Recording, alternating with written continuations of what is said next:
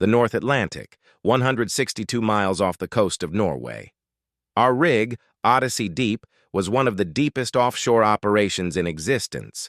Beneath us, 3,200 meters of cold, silent water. Below that, darkness so dense it presses in like gravity. I was part of a 3-man saturation diving team, trained to perform repairs that robots couldn't manage. That morning, it was just me descending. Simple job: replace a ruptured hydraulic hose on a substructure arm. Max time: 90 minutes. I entered the dive bell, a pressurized metal pod the size of a small bathroom, and let the crew seal me in. Radio checks. Oxygen confirmed. Descent began at 9:46. Everything felt normal for the first few hundred meters, dark, quiet, cold, only the hum of the winch cable and the faint hiss of my rebreather. At 850 meters, I felt it. A drop. Not physical, mental.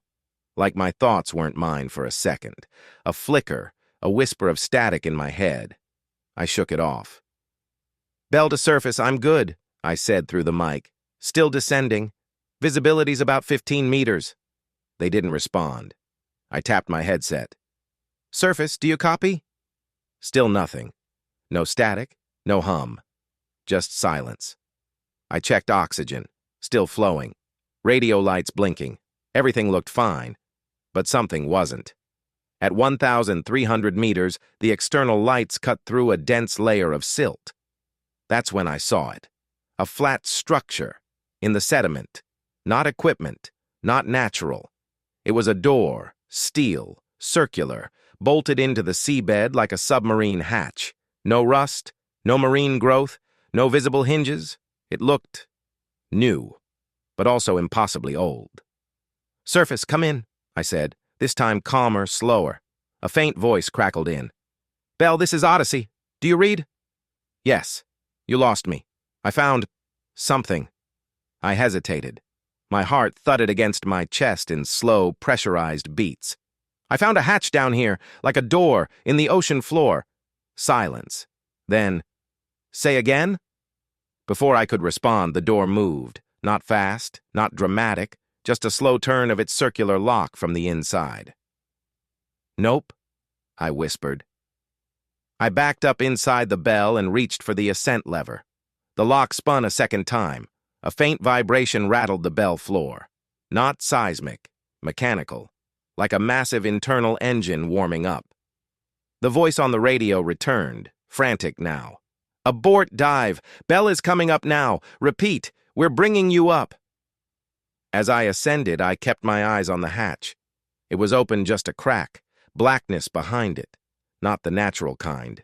This was different, structured, waiting. The silt around it swirled unnaturally, like the water itself was resisting, like something was exhaling.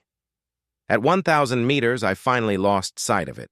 When they opened the bell at the surface, the first thing I said was, "Don't send anyone else down there." The crew asked questions. I answered what I could. They pulled the sonar records. At 9:58, the moment I lost contact, the seabed shifted. Something opened. No one knows what's beneath the Earth's crust. But there's a place near the trench now marked restricted on all dive logs. The GPS coordinates lead to nothing but empty ocean floor. But I know what I saw, and sometimes, late at night, I dream of it opening again, this time wider.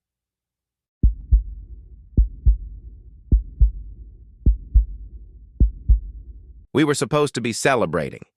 3 years married. First real vacation. A resort called Abyssal Blue, built into the side of a submerged reef off the Maldives. Each room was a sealed, floor-to-ceiling glass capsule resting against the ocean wall. You slept with stingrays gliding past your bed, sharks drifting through the current like ghosts.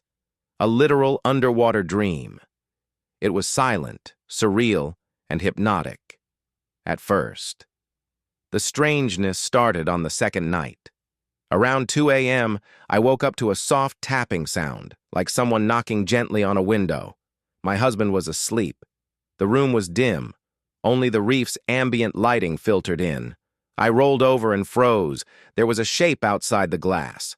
Not a diver, not a fish, just a shadow, tall, still, standing against the far curve of the glass wall, watching. It drifted away before I could sit up. No bubbles, no fin movement, no swim, just gone. I told myself it was a trick of the current. I didn't want to ruin our trip. The next day, I noticed something else. The fish were wrong. Tiny, flickering things with too many fins. One passed by with what looked like a mouth on its side. I pointed it out to my husband. He shrugged it off. "It's the deep sea," he said. "Everything's weird down here." But I swear, that fish stopped mid-drift and looked back at me. That night, I couldn't sleep. The tapping returned, stronger, more deliberate, but this time, it came from two directions. I sat up in bed, heart pounding. One shadow, then two. Figures just standing on the other side of the glass, not floating, not swimming. Their outlines wrong, humanoid, but curved, like they had been sculpted from water pressure itself. My husband reached for the bedside light. As the room lit up, they vanished. We called the front desk the next morning. They sent a technician who ran a pressure test and claimed everything was normal. But that night, we got a message on our in-room tablet. Glass integrity reaching limit. Please avoid direct contact with observation windows. No one else got that message. We asked. The last night I woke up again. The water outside was completely black. The usual reef lights were gone. Something was covering the dome. I crawled to the foot of the bed. There, on the outer glass, was a handprint.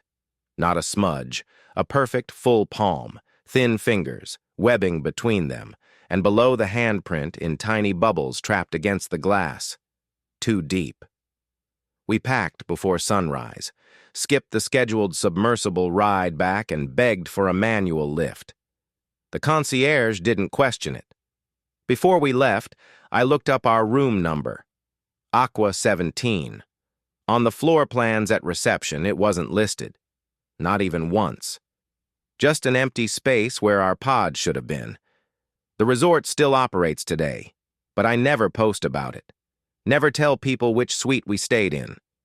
I still see the handprint sometimes, reflected in windows, bus glass, the back of my phone screen. We went underwater to get closer to nature, but what we found wasn't nature at all. It was something that watches from below and taps to see if the glass will hold.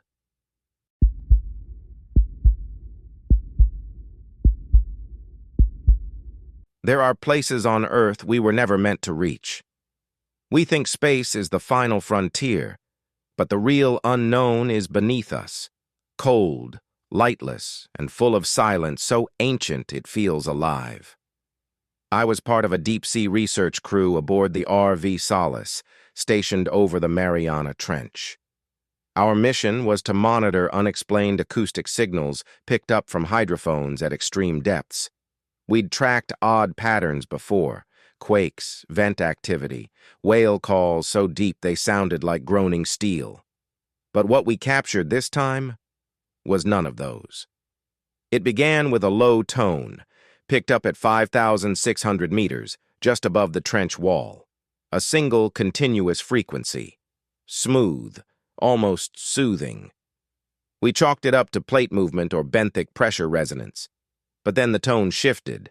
It developed rhythm, structure. It started looping. Not perfectly, but like something was repeating a message that didn't quite fit human time. When we ran the signal through spectrogram software, the waveform lit up with harmonics, unlike anything we'd logged before.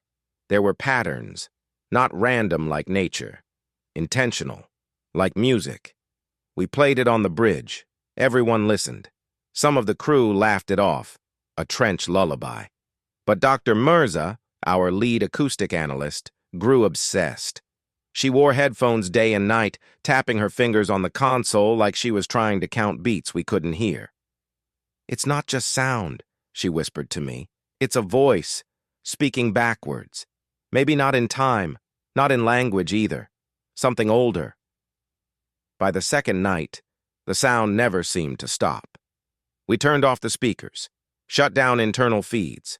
Still, when everything else was quiet, you'd hear it, humming faintly from the walls, from the plumbing, from inside your head. Crew members began sleepwalking. One was found standing by the moon pool with his hand resting on the pressure lock, no suit, just staring at the water. He couldn't explain why. Said he was dreaming of a place that felt familiar, but wrong. He was born in Colorado. I started hearing the melody in my sleep, but it wasn't random anymore. The sound, once abstract, started forming words, not in English, but I understood them. You were never meant to rise. You remember, don't you?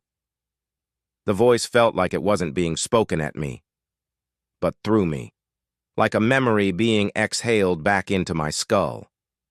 On the fourth night, Dr. Mirza vanished. She bypassed every safety protocol, stripped off her comms, and entered the moon pool barefoot. No one saw it happen in real time, but we reviewed the camera footage afterward. She walked calmly to the edge of the pool, paused, then looked straight up at the camera, and smiled. Right before stepping into the water. No hesitation, like she was going home. We lost all visual feeds seconds later. The internal pressure spiked, and then the signal changed. The pitch deepened. It added a second voice. Heron, and we all knew it instantly. There was no doubt, her cadence, her rhythm. She wasn't lost, she'd been added. Command ordered an immediate evacuation. Pack everything, burn the backups, leave the trench. But by morning, 2 more crew members were missing. We found a note scrawled on the dive capsule touchscreen. She's still singing. We want to know the rest. The sub launched before we could stop them. No distress call, no return ping. Just gone. It's been 3 years. No one talks about the solace anymore. But sometimes I still hear it. When I'm in a quiet room. When I close my eyes in the shower. When the wind hums just right through a crack in a wall. The melody returns. And it's changed again. Stronger. Closer, more voices now, and always, always the same phrase. You were never meant to leave, but you will come back.